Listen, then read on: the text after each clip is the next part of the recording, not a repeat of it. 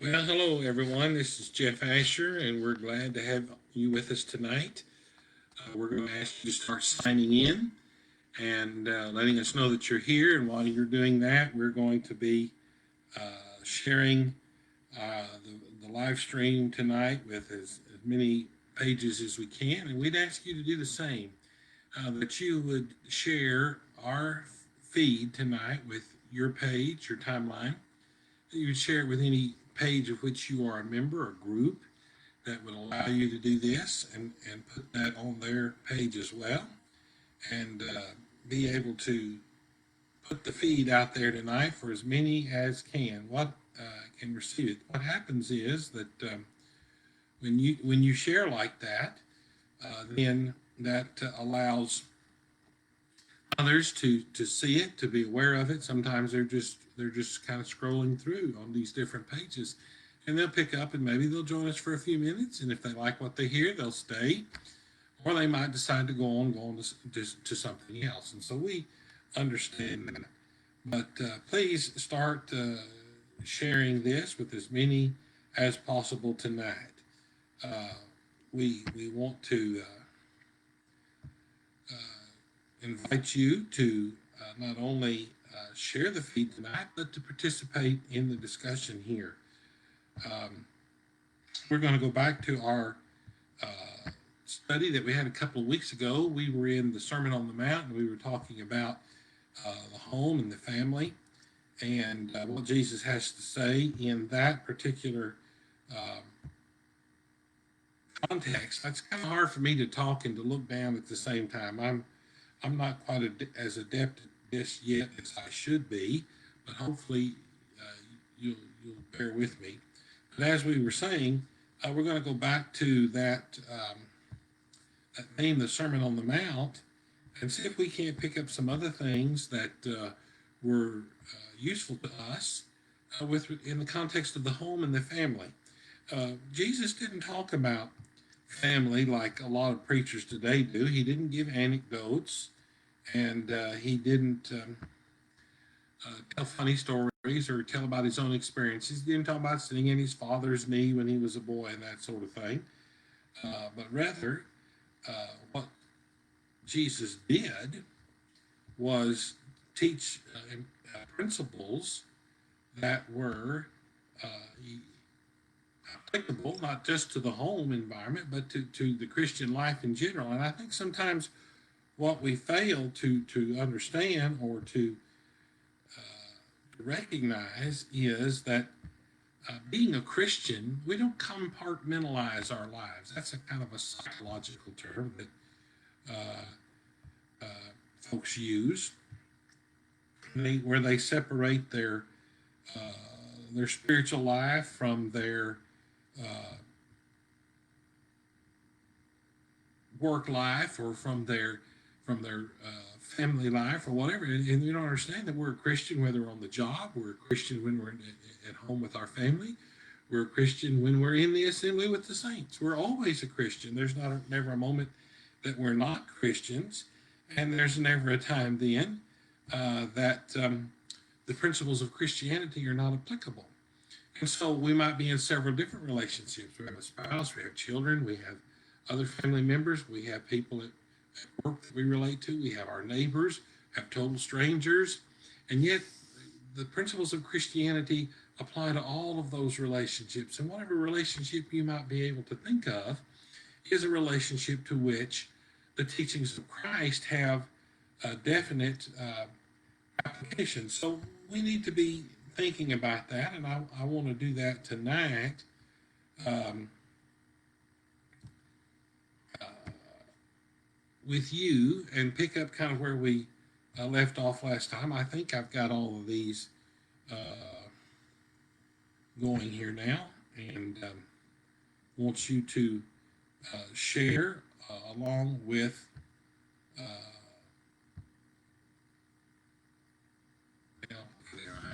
I got to pick this up just a little bit so I can see it.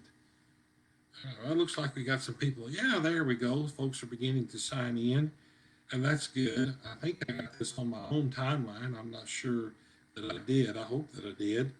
But trying to get that to close down, but I can't. Well, Dennis, I'm going to blame this all on you because you told me to do it this way, and I was trying to do it, and I don't know that I did a very good job of it. But be that as it may, I'm glad you're here, and I'm glad we're working together tonight and looking at these things together.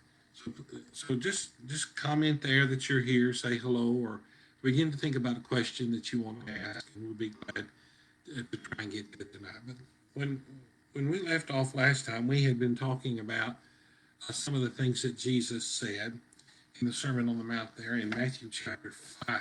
And the Sermon on the Mount uh, is actually comprises three chapters in the book of Matthew, chapter 5, chapter 6, and chapter 7. And then a very similar discourse from the Lord over in Luke chapter 6, which some refer to as the Sermon on the Plain, not necessarily exactly uh, word for word from each context, but some things that Jesus says in Luke 6 are not expressed in Luke or in Matthew's account and vice versa. But I like to follow the Sermon on the Mount because it's so well organized and laid out there. But we were looking at about the middle of the chapter there, about verse 27, and the question of marriage and adultery came up. And so I want to go back and talk a little bit about that and from the context of the family relationship, and particularly this idea of adultery. Jesus said, thou shalt, he says, you've heard it said of them of old time, thou shalt not commit adultery. And he's quoting from the law of Moses there, but he's quoting it from the perspective of the Pharisees and their idea of an overt transgression. In other words, don't commit adultery, but there are other things that you might do short of adultery that are permissible. And so they had these fence laws, and they had these little loopholes that they were always trying to get through. They did the same thing with the taking of oaths and a lot of other things. But notice what Jesus says here. According to the law, thou shalt not commit adultery. But I say to you that whosoever looketh on a woman to lust after her hath committed adultery with her already in his heart. And he goes on to talk about, if thy right eye offend thee, cast it out, for it is profitable for thee that one of thy members should perish, and not thy whole body should be cast into hell. And if thy right hand offend thee, it is profitable that one of thy members should perish, and that the whole body should be cast into hell. And then he goes on to talk about divorcement in verse 31. But I want us to go back to that. We had a question come up about pornography and some other things, and the idea of causes or things that justify divorce. But I think it's past time that those of us who are trying to preach the gospel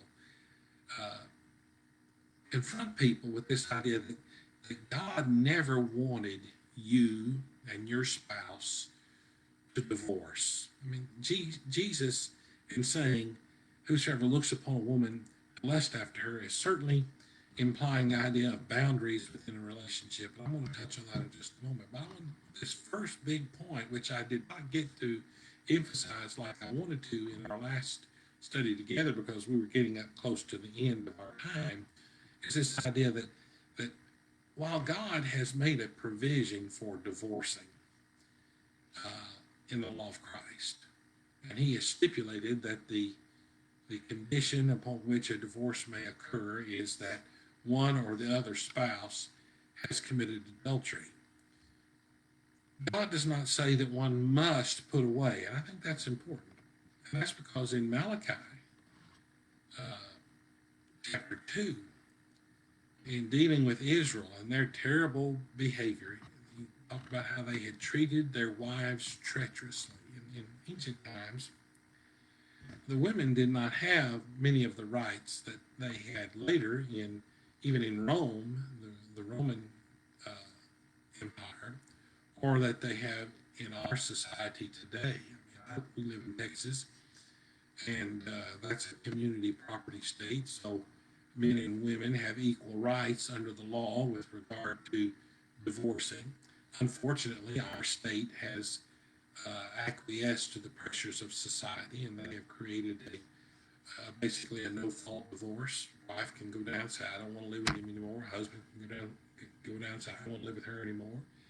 And then whether or not you want to be put away, the judge is going to grant a divorce. And there are a lot of reasons why that has come into existence, but none of which justifies it. Because God says, I hate putting away. God did not intend for you to divorce your wife. He created Adam, he created Eve, he brought the woman to the man, and they became one flesh. And God intended for that to endure for an entire lifetime. We read in Romans 7 that it is not until the man or the woman dies that the other spouse is free. And then at that point, may be married to whomsoever she will, Romans 7 says. So it's God's intent that a man and a woman live together as husband and wife for their entire lifetime. And then death would be the thing that would separate them. And this is what you swore as an oath before God in your vows that you made the day that you took him or her to be your spouse. And I sometimes just preach on the vows to remind people what it is they swore to God that they were going to do. I mean, that's the idea of a marriage covenant. There's a man, there's a woman, and then there's God.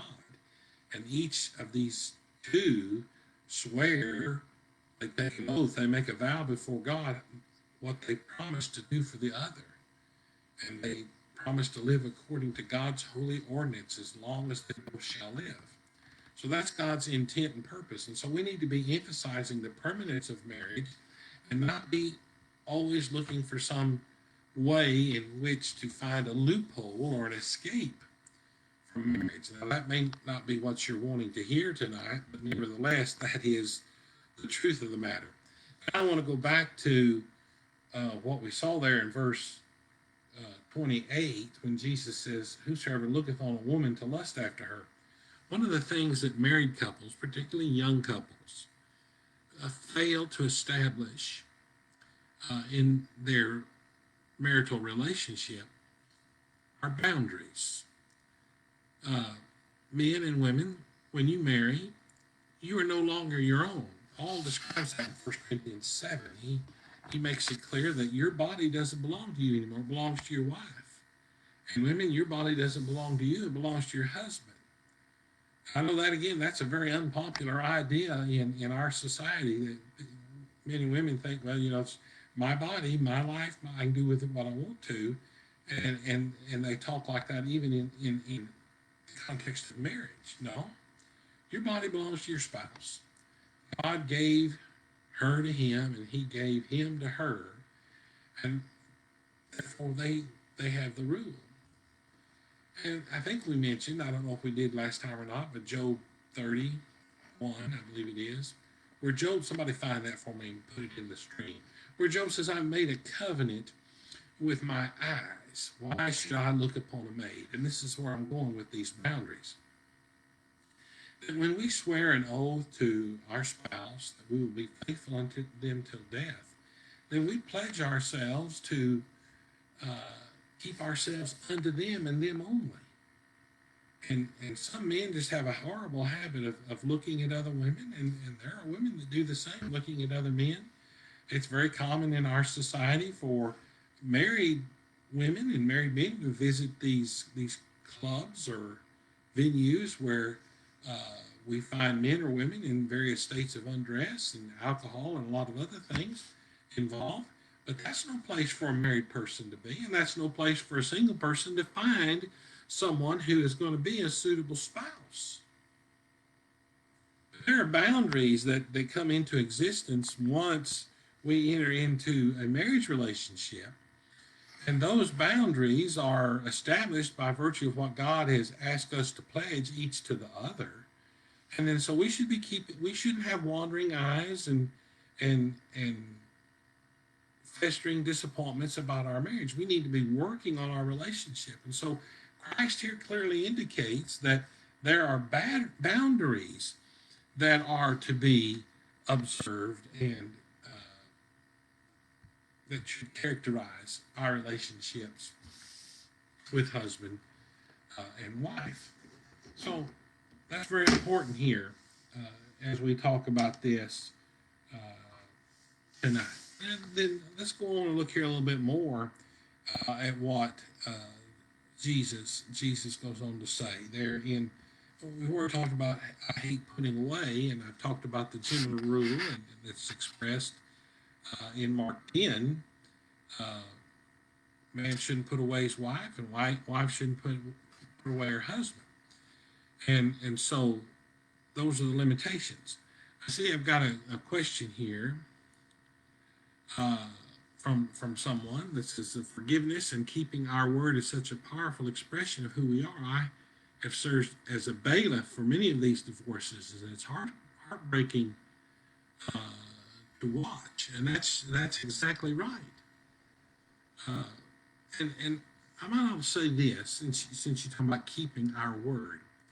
This is why marriages fail, folks. One of the principal reasons we don't recognize these boundaries, and because we don't recognize these boundaries and purpose to observe them, then what we do is we erode trust, we erode confidence. And so here's a man who has a wandering eye, or a woman who is always flirtatious, or either one who cannot end a relationship with a former boyfriend or girlfriend. And this introduces distrust into the relationship. And because of that, then the relationship begins to erode. And then that opens the door for adultery, which is what Jesus is trying to prevent here. And so more than looking at this passage, this is where I started, more than looking at this passage as a passage that somehow gives me an out in my divorce, if my wife will in my marriage, if my wife will just commit adultery, I can divorce her. No, what you need to be concerned about is what is Jesus saying here about establishing and maintaining boundaries and building trust in a relationship where a husband and wife can successfully remain together, faithful to the covenant that they make before God. This is so important. Aaron, I always can count on Aaron. He found the passage I was talking about, Job 31 and verse 1. I made a covenant with my eyes. Why then should I think upon a maid? Why do I need to be looking over here and lusting after another woman? But I made a covenant with my eyes. The covenant that I made is that I will be faithful to my wife. I will be satisfied at looking upon her. And this is what is so disheartening in our society. I mean, some of you are sitting out there and say, well, I don't know how in the world your wife could be satisfied looking at you or whatever.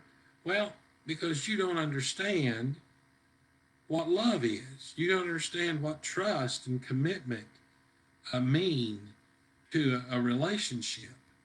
And one of the things that you eventually are going to find out, and I have some friends that I'm very concerned about because they've gotten taken up in adultery. One of the things they're going to find out is that lust and passion are not going to provide for them what they're looking for.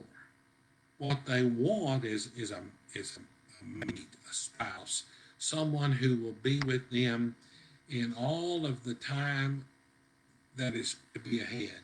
And the older we get, the more we are aware of how much we need someone else who we can trust and who we can rely upon and whom we know will be there for us during those times of trial.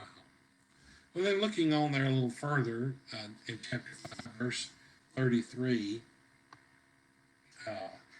Jesus says, again, you've heard it hath been said by them of old time, thou shalt not forswear thyself, but thou shalt perform unto the Lord thine oaths. We could make the application back to marriage, but he goes on to say, but I say unto you, swear not at all, neither by heaven, for it's God's throne, nor by earth, it's his footstool, neither by Jerusalem, for it's the city of the great king, neither shalt thou swear by thy head, because thou canst not make one hair white or black, but let your communication be yea, yea, nay, nay, for whatsoever is more than these cometh of evil. And what Jesus is simply doing there is saying, look, you let your word be your bond. You when you say yes, you mean yes. When you say no, you mean no. These folks had a terrible habit of trying to punctuate their statements with an oath. And we know people that do that today. They'll say, they'll make an oath to God. So that somehow you'll think that their statement is more true. And actually what they end up doing is arousing doubt about what they're saying because they use the phrase so flippantly that they don't have any idea of what they're talking about. Sorry about that. I'm up here in northwest Arkansas tonight, and I'm in a slightly different environment. So, but they think that that somehow strengthens their testimony, and it's questionable. And Jesus, of course, is talking about all the relationships, whether it's business or whatever, but we're trying to see the practical side of this because remember, we started out last time when we were talking about this, making the point that where do we have the most interaction with people who are Christians?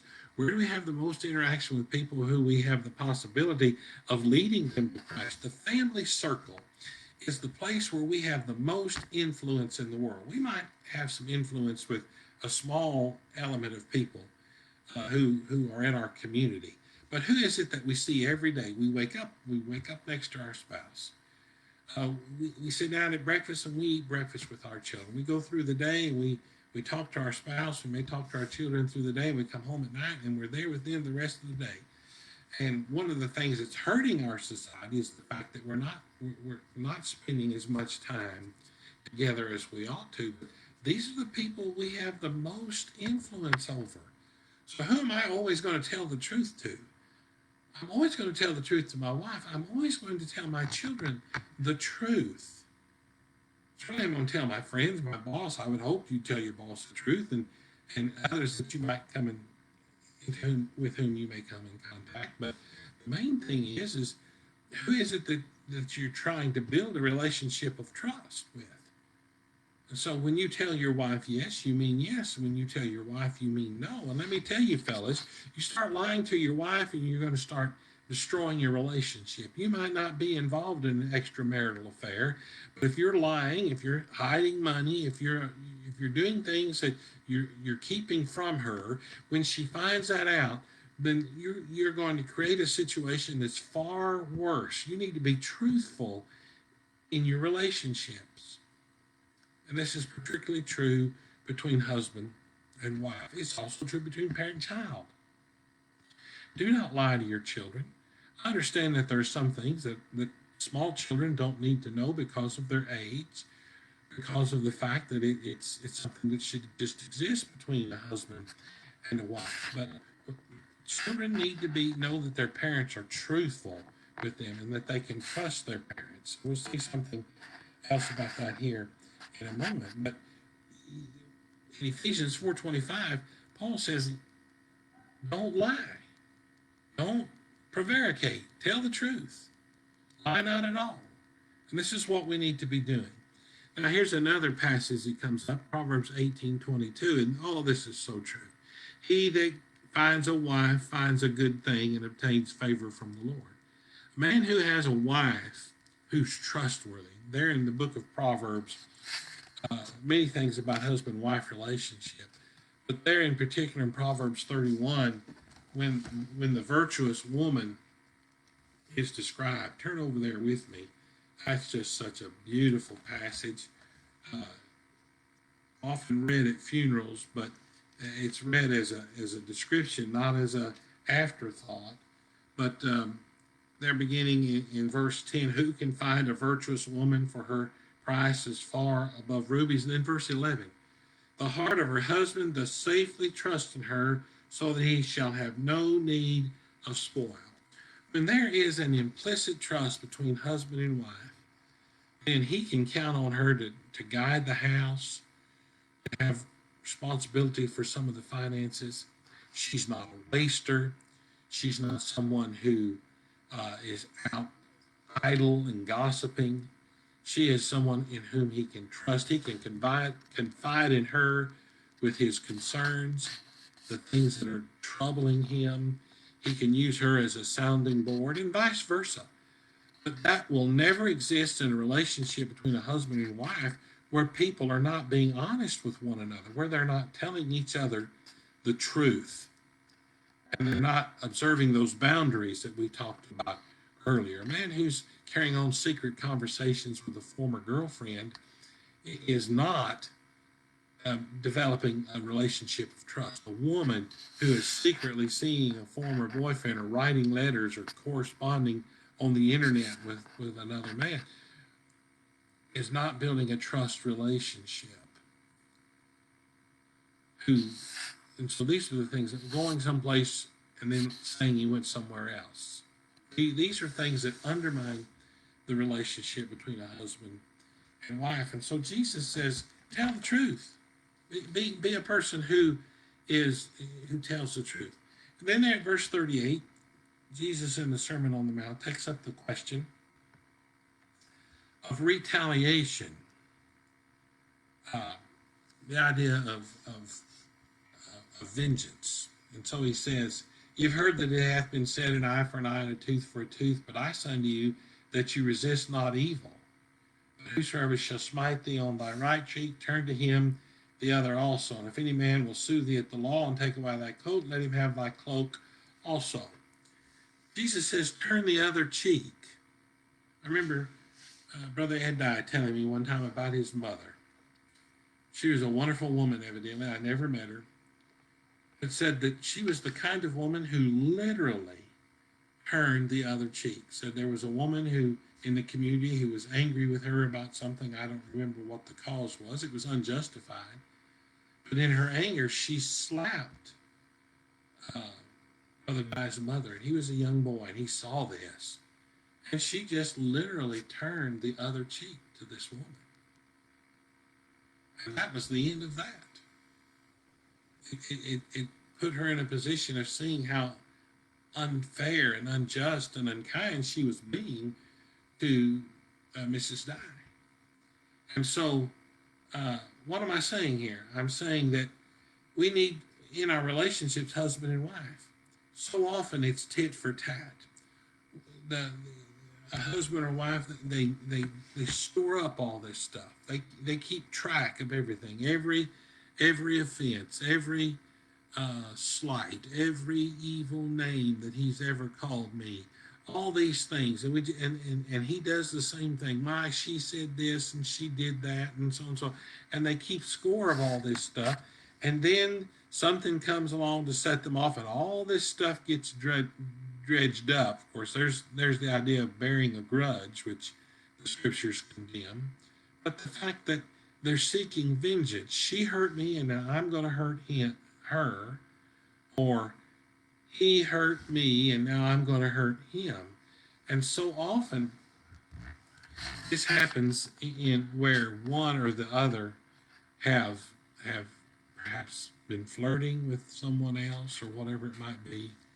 And so now she's going to do it. And before you know it, they're in over their head and they're committing adultery and they're destroying their marriage relationship. Why? Because they weren't observing those boundaries, because they weren't being truthful with one another, because they were going to get revenge. He hurt me, so I'm going to hurt him. And I've heard of that so many times. And now you've got two people who've hurt two other people who made themselves be in a marriage, who in turn have hurt two other people. So now we've got 8 people because of this foolishness of revenge. And then there's the children. And the children will sometimes be that way about their parents.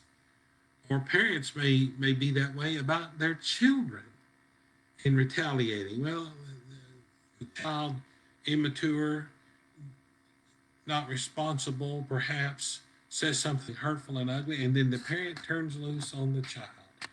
Or the parent, because he's angry, says something he shouldn't say, and the child is now carrying a grudge because of that, and they're going to do something to get even over that, or the child has been punished, and so now they want to retaliate in some way. This is not how the Lord wants us to live, and so we need to learn to turn the other cheek. When we've been done wrong, what do we need to do? Well, let's turn over there to Romans 12 and see here again.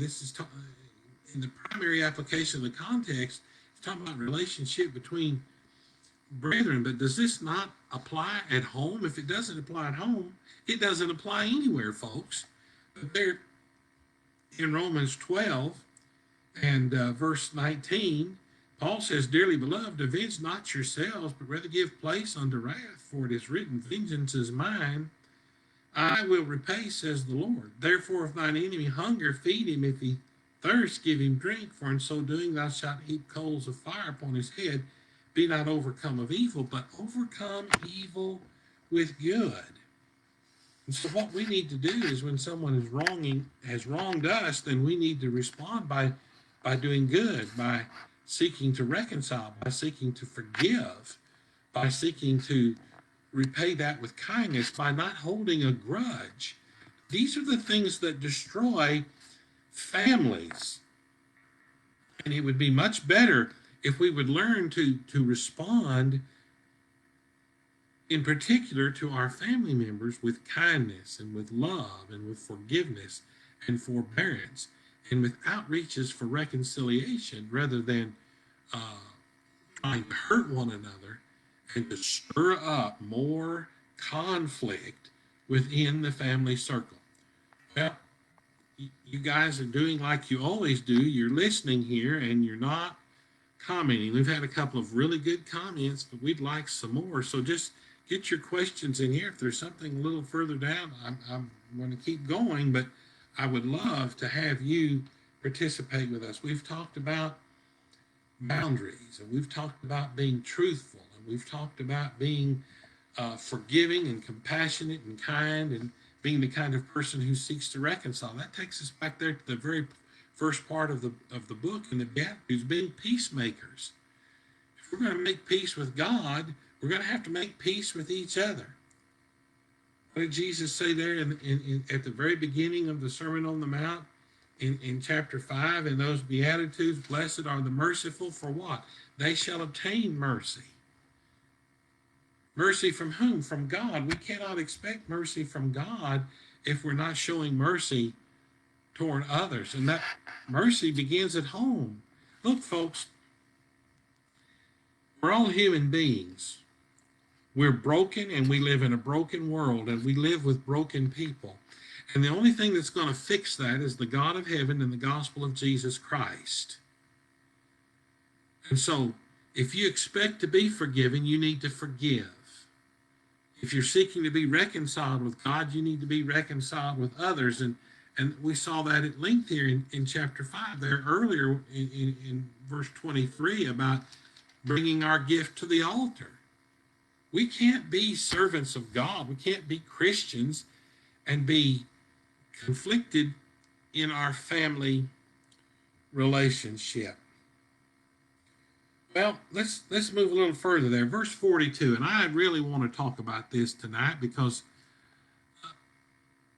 I see people who don't get this, who don't understand this, and who need to be thinking about these things. But there in verse 40, verse 38, I guess it is, 42, excuse me. All right, so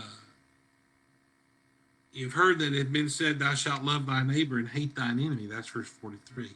But I say to you, love your enemies, bless them that curse you, do good to them that hate you, and pray for them which despitefully use you and persecute you, that ye may be children of your Father which is in heaven.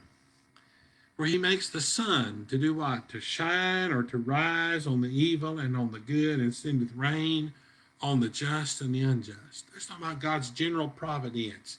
He is good to provide for all, even though there are some who hate him, who despise him, who injure his people, but God's still merciful.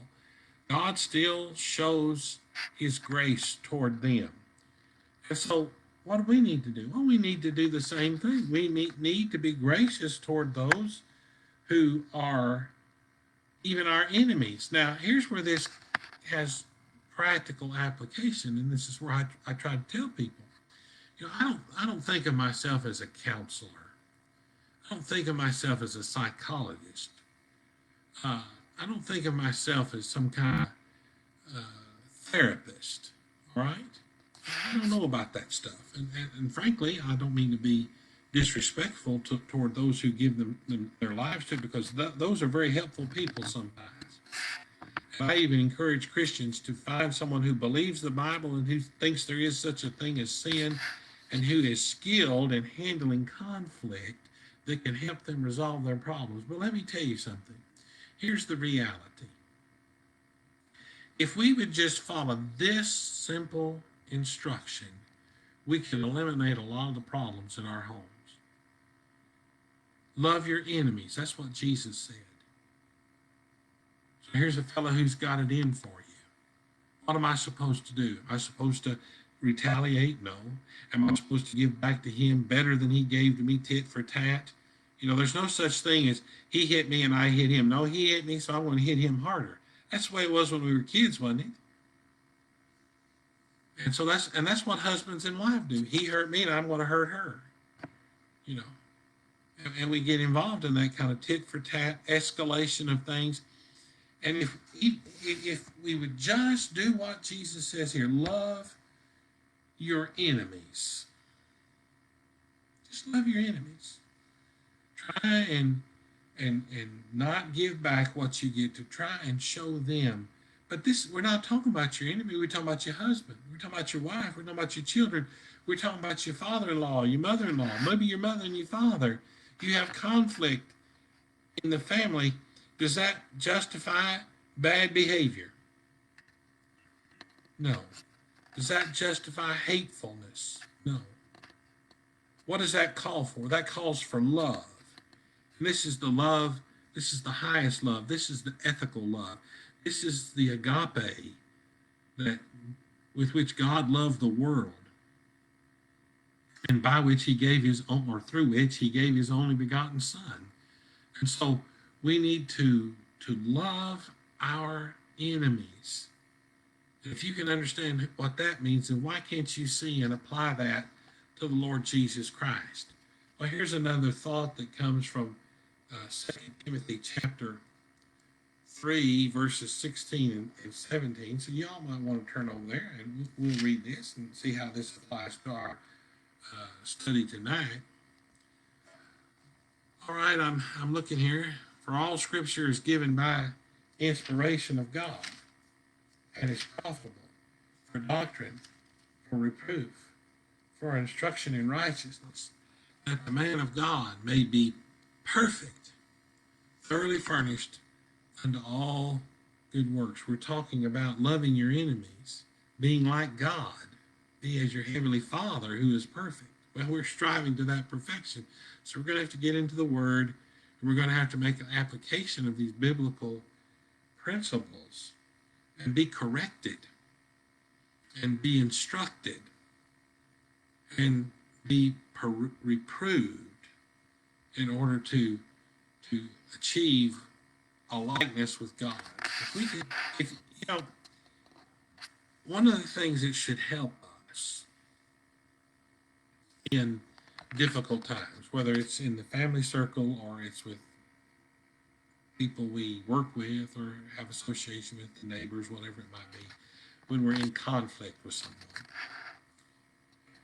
if we would think about God and we would think about Jesus. One of the things that I have tried to do, I'm not saying I've always been successful, because I've made a lot of mistakes in my 62 years, but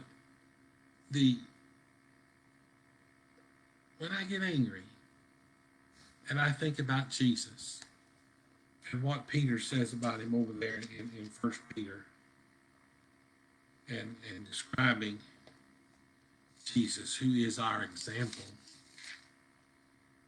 and says, speaking of suffering, and that's often what comes from conflict, says, for even hereunto were we called, because Christ also suffered for us, leaving us an example that we should follow in his steps, who did no sin. Neither was guile, that's deceit, falsehood. Neither was guile found in his mouth, who when he was reviled not again. Jesus didn't do that tit for tat, did he? They spit on him, they beat him, they boxed his ears, they beat him with rods and with what we might refer to as a cat of nine tails, a scourge. All these terrible things that they did to Jesus, and he never uttered one ugly, angry word. I want you to think about that a minute. No sin. When he suffered, he threatened not, but committed himself to him that judges righteously. See, there's the secret. We've got to give ourselves to God. We've got to let God rectify these situations. We've got to let God help us through these things. Well, let's look here at another one. We're moving over into chapter 6 now. There in the first part of the chapter in that chapter, in the middle chapter in the Sermon on the Mount, Jesus starts talking about religion and the practice of religion. And really what he's talking about through those first 19 or 20 verses is hypocrisy. That's what he's primarily concerned about. He'll talk about giving of alms, and then he'll talk about prayer, and he'll talk about fasting. But really the point in all of that is that Jesus is talking about hypocrisy. And one of the things that hinders a home in the development of godly parents, men who are qualified to be elders, women who can help support them in that work, children who are a credit to their parents, an indication of their godliness, and who might grow up themselves to be preachers or preachers' wives, elders' wives, deacons' wives, is this hypocrisy of which Jesus speaks here. The man who does his alms deeds to be seen, the man who does his praying just to be seen, the man who fasts just to be seen. This is the epitome of hypocrisy, and we've had to perhaps correct our own selves with regard to this, but the idea of our religion is just really an empty show. We're not really concerned about the poor. We're not really concerned about mourning over sin. We're not really concerned about praying to God, but we want to be seen as someone who prays and who fasts and who is good to the poor. And so Jesus uses language here in talking about our almsgiving. He says the left hand doesn't know what the right hand is doing. Now, that's physically, intellectually, biologically, psychologically impossible. I cannot put my left hand into my pocket and my right hand, or the left side of my brain, or whatever it is, not be aware of the fact that my hand was in my pocket. It just, that's not what Jesus is talking about. He's talking about that we don't do these things to be seen. He goes on to talk about your Father who sees in secret, whether it's the almsgiving or it's the praying or it's the fasting. He says, don't disfigure your face. Don't put ashes and everything on your face and all. Get up in the morning, get cleaned up, anoint yourself with oil. Let's do your daily preparation and get out there in the world and go on and put on. And he's not saying be hypocritical about it. He's just saying that your mourning is between you and God. This is a private matter between you and the Father in heaven. It's not for you to put on a display, a false display in particular, of your sadness. If you need to confide in someone about that, that's appropriate. But you're not standing on the street corner, smiting your breast, throwing dust into the air, and putting ashes on your face in order to convince everybody around you how religious you are and how much trust you have in God. That's not the purpose of those kinds of circumstances. And so Christ is saying here, don't be a hypocrite. But where this comes into the family circle is when, in particular with children, children are very good at smelling out a hypocrite. and because they live at home, and our mate is as well. But they know how whether or not we're sincere. They know whether or not we're doing it just for show. If we have a terrible temper all the time, we can't rein that in and learn how to have some self control. If we're if we're lying, if we're dishonest in business, if all of these things are going on, and yet we're covering it so well as so that we look like we're really super religious, then it's all for naught, for nothing. And in particular, when we talk about the family circle, you're going to destroy, you're going to undermine your children and their belief in God and their belief in the gospel because they see what little it does for you. And then there have been men some who have even called themselves preachers or elders, who have used the gospel for their own gain, for their own benefit, financially sometimes. Or with regard to popularity or influence with a certain group of people. So the hypocrite, he destroys himself, he destroys his brethren, he destroys his family, he destroys the local church, their reputation, their influence. He destroys the influence of the gospel. It's not that the gospel doesn't have power, it's that he has shown how little power it has over him while professing that it did.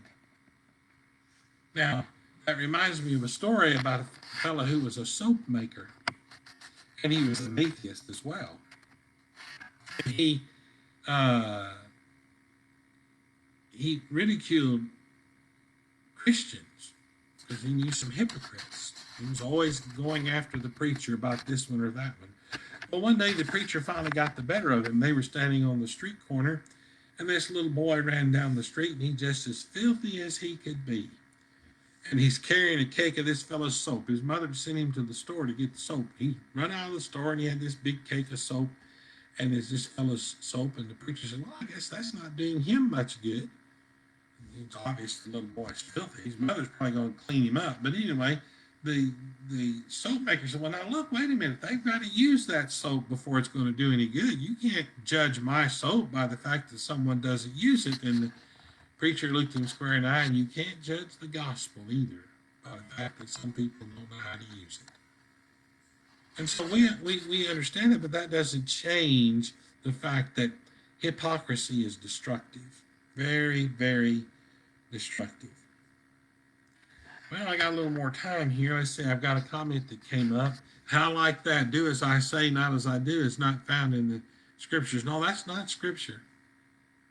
Do as I say, not as I do. And that's sometimes what parents tell their children. You've ever been in a situation where one of the spouses in the relationship is not being faithful to God, and the little kid say, well, why doesn't Daddy go to church? And Daddy says, well, you need to go to church. He says, well, Daddy, you don't go. He says, well, do as I say, not as I do. Well, that's not going to cut any weight. The child might do that for a while because that's what they're compelled to do, but at some point they're going to rebel against that. What they're rebelling against is the hypocrisy of it. And so we need to understand the destructive power of hypocrisy. And we need to be genuine and sincere in our religion, and we need to be concerned about our influence. Jesus, in that same 6th chapter there, talks about the light. A little later, he talks about where your treasure is. He talks about the light that is in you. But if your eye is single and is focused on the light of God, and you're filled with the light of God, then you are going to be radiating His influence. But if your eye is dark, in other words, it can't receive the light of truth, and it has no, then the whole body is darkness. The light that is in him is darkness. That seems to be contradictory, but just talking about the reality that truth doesn't have any place in a fellow. And so he's destroyed. Well, I was looking here, and after Jesus says what he does about hypocrisy, I backtrack up there to prayer because I'm going to say something about prayer in the family. And Jesus teaches us how to pray. This may be where we kind of end up tonight, and still have time though for your comments. And so I want those to come in. But Jesus teaches us how to pray. And one of the things that I've learned, I told you I made a lot of mistakes in 62 years, but one of the things I've learned is the great importance of praying with one's family. And I admit to my shame and disgrace that I did not pray with my children as much as I should have. We certainly prayed at our meals, and we oftentimes prayed together at a Bible study or something, or certainly when we were in the assembly. And for some people, that's a lot of praying. Pray every time at mealtime, but I'm thankful my wife prayed with them at night when they went to bed and tried to teach them how to pray. And I believe both my girls do pray, and I'm proud of them and grateful that they have developed that habit. But it's been in the last couple of years that the wife and I have spent more time praying together. And part of that's because our lifestyle has changed and we've made changes so we could do that together. And I found that to be very helpful to me and a great comfort. And I wished I had been doing it a lot longer and more of a habit. So I don't want just praying to be a habit. But what I'm saying is that's a great thing. And I know that that's something that the Lord wants husbands and wives to do together because that it's important to their marriage, their relationship, and to the spirituality of each of them. I mean, you marry someone to help you get to heaven. That's the main goal, is that you're going to help each other get to heaven. And so Peter says there in 1 Peter 3:7, likewise, you husbands, dwell with them according to knowledge, giving honor unto the wife as unto the weaker vessel, and as being heirs together of the grace of life. You're going to heaven together. That your prayers be not hindered. You see, when we're fussing and fighting in the home, when we're all tore up in one thing and another with each other, you can't sit down and pray with each other. That'd be a good way to stop a lot of arguments. I think it's just everybody hush, we're going to sit down, we're going to pray about this. You can't pray and be mad. You can't hate people you pray for. You can't be angry with people that you pray for. I learned that. Prayer helped me overcome some terrible things in my life and experience that if I hadn't had prayer, I'd just be an angry, bitter old man. And that's the truth. You can't be angry with people you're praying for. Well, my buddy Don here asked this question, says, can you discuss the damaging effects divorce has on children? Now, the Bible doesn't just give a list of these effects, okay? But I think it doesn't take a lot of genius to figure this out. If you've ever been involved in a situation where there are children and there's a divorce going on, one of the things that children worry about or concerned about is, well, am I responsible for this? No, the children are not responsible for the divorce. It's the parents. It's what they've done to their relationship. They're probably neglecting their children while they're going through all of this. But it certainly hurts relationships. If a father has been unfaithful, that engenders enmity, ill will between the children and the father, or if the mother's been unfaithful, because they sense betrayal. They sense that there's been betrayal of a father or betrayal of a mother. And so they understand that, or perceive it anyway, and it affects them negatively. And it causes anger in children. Children get angry just like adults do. The thing about it is children do not necessarily have enough maturity and coping mechanisms to be able to overcome that anger. And then if there's abuse in those kinds of relationships, whether it's physical abuse or it's sexual abuse, then that causes all kinds of terrible, terrible things. And then generally because of the spiritual repercussions. If a husband or a wife goes through a terrible divorce, and then they may be suffer the hardship and difficulty that divorce brings financially and emotionally, well, then their spiritual life suffers, and the children suffer as a result. So there's uh, never a good thing about it. I'm thinking about Malachi, Don, and this might be a good point to study on at some point, at some time. But there in Malachi chapter 2, when God says, I hate putting away, I hate divorcing, uh, he says, yet you say, wherefore have we been treacherous towards our spouse? Because the Lord's been witness between thee and the wife of your youth, because whom thou hast dealt treacherously, yet is she thy companion and the wife of thy covenant. And did he not make one, that is the husband and the wife, one? Yet had he the residue of the Spirit, and wherefore one? And that's always been hard for me. I'm trying to understand that, but I think what he's saying is that he's talking to the people. And don't you understand why he made them one? And he made them one that he might seek a godly seed. Therefore take heed to your spirit, and let none deal treacherously against the wife of his youth. God ordained marriage to legitimize the birth of children. And this is one of the things going on in our society today. People have no respect for marriage. They engage in sex outside of marriage. And because our society is tolerant of the evil of abortion, many women who conceive children outside of marriage are encouraged to abort that child. And so there's the murder of innocent children that goes on in this land, and the streets run red with their blood. That's a whole other subject. But he says a godly seed or a godly progeny. And so God ordained the home, the family relationship, with a man and a woman faithful to one another until death shall separate them, in order that it might perpetuate faith among their offspring in God.